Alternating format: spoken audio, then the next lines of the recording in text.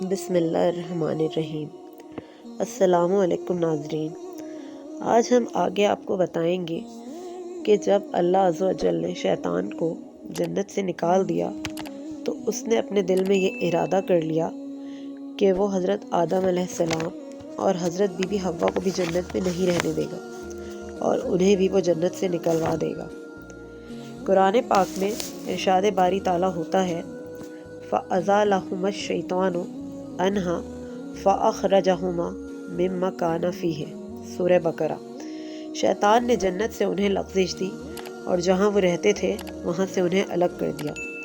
جب شیطان اللہ عز و جل کی بارگاہ سے ذلیل و خوار ہو کر نکالا گیا تو اس نے انتقام لینے کے لیے حضرت آدم علیہ السلام اور حضرت حوا کو بہکانے کی کوشش کی اور انہیں وسوسہ ڈال کر آسائشوں اور نعمتوں والی زندگی سے نکال کر مشقت و محرومیوں تک کے مقام تک پہنچا دیا۔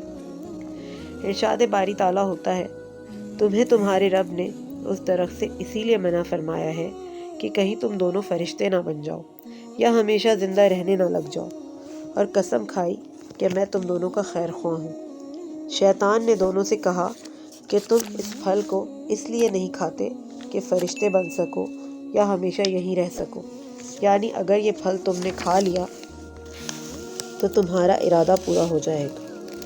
وَقَاسَمَهُمَا، یعنی ابلیس نے اس بات پر انہیں قسم دی کہ انی لکما من الناصحین، کہ میں تو تم کو دونوں کو اچھا مشورہ دے رہا ہوں۔ شیطان نے انہیں وسوسہ دیا، بولا میں تمہیں بتاؤں ہمیشہ زندہ رہنے کا درخت اور وہ بادشاہی جو کہ پرانی نہ ہو۔ شیطان کی یہ بات اس کا مکر تھا، جبکہ حقیقت میں ایسا کچھ نہ تھا۔ شجرۃ الخلد سے مراد یہ ہے کہ تم یہ پھل کھا کر یہاں ہمیشہ ہمیشہ رہ سکو گے۔ حضرت امام احمد بن حنبل رحمۃ اللہ علیہ نے حضرت ابو ہریرہ رضی اللہ تعالیٰ عنہ کی ایک روایت اپنی مسند میں نقل کی ہے کہ حضور نبی کریم صلی اللہ علیہ وآلہ وسلم نے فرمایا کہ جنت میں ایک درخت ہے کہ ایک سوار شخص اگر اس کے سائے میں 100 سال تک بھی چلے تو اسے طے نہیں کر سکتا، اور یہ درخت شجرۃ الخلد یعنی دائمی زندگی کا درخت ہے۔ ارشاد باری تعالیٰ ہوتا ہے کہ پھر وہ انہیں اپنے مکر میں لے آیا، اور جب انہوں نے اس درخت کا پھل چکھا تو پھر ان پر ان کی شرم کی چیزیں کھل گئیں، اور پھر وہ اپنے بدن کو جنت کے پتوں سے چھپانے لگے۔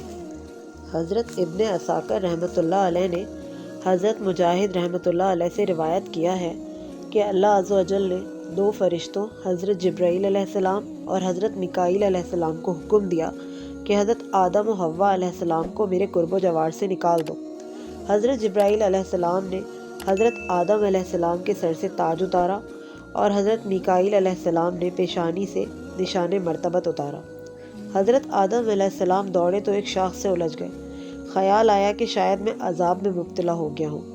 آپ علیہ السلام نے اپنا سر شرمندگی سے جھکایا اور بارگاہ الہی میں معافی کے خواستگار ہوئے اور العفو عفو پکارنے شروع ہو گئے۔ اللہ عز و جل نے فرمایا کہ اے آدم، تو مجھ سے بھاگنا چاہتا تھا؟ حضرت آدم علیہ السلام نے عرض کیا کہ اے میرے رب، مجھے تجھ سے شرم آتی ہے۔ حضرت حسان بن عطیہ رحمۃ اللہ علیہ سے منقول ہے کہ حضرت آدم علیہ السلام 100 سال جنت میں رہے۔ ایک روایت کے مطابق حضرت آدم علیہ السلام 60 سال تک جنت میں رہے، پھر جنت سے نکالے جانے کے 70 سال تک گریہ وزاری کی۔ حضرت آدم علیہ السلام کو مکہ اور طائف کے درمیان ایک مقام دہنا پر اتارا گیا۔ ابن ابی حاتم اور حضرت حسن بصری رحمۃ اللہ علیہ فرماتے ہیں کہ حضرت آدم علیہ السلام کو ہند میں اور حضرت حوا علیہ السلام کو جدہ میں اور ابلیس کو بصرہ سے کچھ فاصلے پر واقع دستمیان اور سانپ کو اصفہان میں اتارا گیا۔ آپ علیہ السلام کے ہمراہ حجر اسود اور جنت کے چند پتے بھی تھے۔ آپ علیہ السلام نے ان پتوں کو زمین پر پھیلا دیا۔ اللہ عز و جل کی قدرت سے جس جگہ وہ پتے گرے وہاں خوشبودار درخت اگائے۔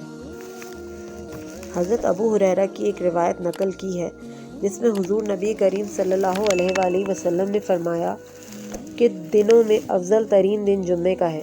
اسی دن حضرت آدم علیہ السلام پیدا ہوئے اور اسی دن انہیں جنت میں داخل کیا گیا اور اسی دن انہیں جنت سے باہر تشریف لے کر آئے۔ حضرت انس بن مالک رضی اللہ تعالیٰ عنہ سے مروی ہے کہ حضور نبی کریم صلی اللہ علیہ وآلہ وسلم نے فرمایا کہ حضرت آدم علیہ السلام اور حضرت حوا علیہ السلام برہنہ حالت میں جنت سے باہر آئے۔ ان دونوں نے جنت کے پتوں سے اپنے جسموں کو ڈھانپ رکھا تھا۔ جب حضرت آدم علیہ السلام نے جسم میں تپش محسوس کی تو رونا شروع کر دیا اور حضرت حوا علیہ السلام سے کہا کہ مجھے تپش محسوس ہو رہی ہے۔ پھر حضرت جبرائیل علیہ السلام نے حضرت حوا علیہ السلام کے پاس روئی لے کر تشریف لائے اور انہیں روئی کاٹنے کا طریقہ سکھایا اور کہا کہ اس سے کپڑا تیار کریں۔ 70 سال تک حضرت آدم گریہ زاری کرتے رہے۔ قرآن پاک میں ارشاد باری تعالیٰ ہوتا ہے فَتَلَقَّىٰ آدَمُ مِن رَبِّهِ كَلِمَاتٍ فَتَابَ عَلَيْهِ إِنَّهُ هُوَ التَّوَّابُ الرَّحِيمُ۔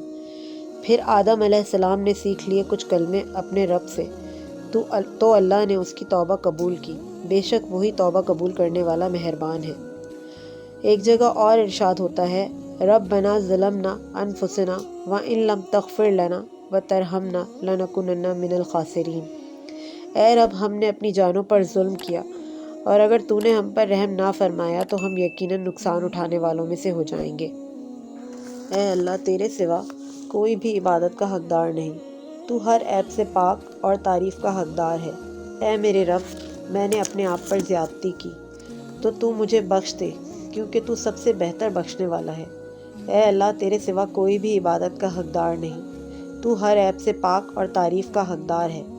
اے میرے رب، میں اپنے آپ پر زیادتی کر بیٹھا ہوں، لہٰذا تو مجھے بخش دے کہ تو سب سے زیادہ رحم کرنے والا ہے۔ اے اللہ، تیرے سوا کوئی بھی عبادت کا حقدار نہیں، تو ہر عیب سے پاک اور تعریف کا حقدار ہے۔ اے میرے رب، میری توبہ قبول فرما لے کیونکہ تو سب سے بڑا توبہ قبول کرنے والا مہربان ہے۔ حضرت آدم علیہ السلام نے عرض کی اے پروردگار، کیا تو نے مجھے اپنے قدرتی ہاتھ سے نہیں بنایا؟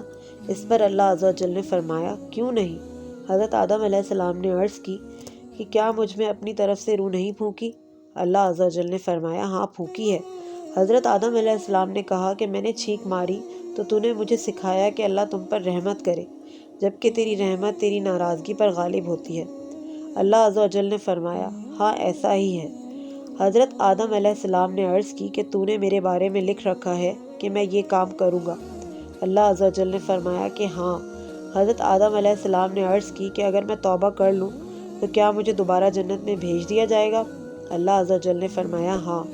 حضرت عمر بن خطاب رضی اللہ تعالیٰ عنہ سے مروی ہے کہ حضور نبی کریم صلی اللہ علیہ وسلم نے فرمایا کہ جب حضرت آدم علیہ السلام سے خطا ہو گئی تو انہوں نے عرض کی اے پروردگار، اپنے حبیب حضرت محمد صلی اللہ علیہ وآلہ وسلم کے صدقے وسیلے سے میری بخشش فرما دے۔ اس پر اللہ عز و جل نے فرمایا کہ تو نے انہیں کیسے پہچانا؟ میں نے تو ابھی انہیں پیدا بھی نہیں کیا۔ حضرت آدم علیہ السلام نے عرض کی کہ جب تو نے اپنے دست قدرت سے مجھے پیدا کیا اور مجھ میں اپنی روح پھونکی تو میں نے سر اٹھایا تو دیکھا کہ عرش کے پایوں پر لا الہ الا اللہ محمد الرسول اللہ لکھا ہوا تھا، جس سے مجھے معلوم ہو گیا کہ تو نے اپنی سب سے پیاری شخصیت کا نام اپنے ساتھ ملایا ہے۔ اس پر اللہ عز و جل نے فرمایا اے آدم، تو نے سچ کہا، وہ واقعی میرے محبوب ہیں اور جب تو نے ان کے وسیلے سے سوال کیا ہے تو میں تمہیں بخش رہا ہوں۔ اگر محمد صلی اللہ علیہ وآلہ وسلم نہ ہوتے تو میں تجھے پیدا بھی نہ کرتا۔ اور اس طرح حضرت آدم علیہ السلام کی توبہ اللہ پاک نے قبول فرمائی۔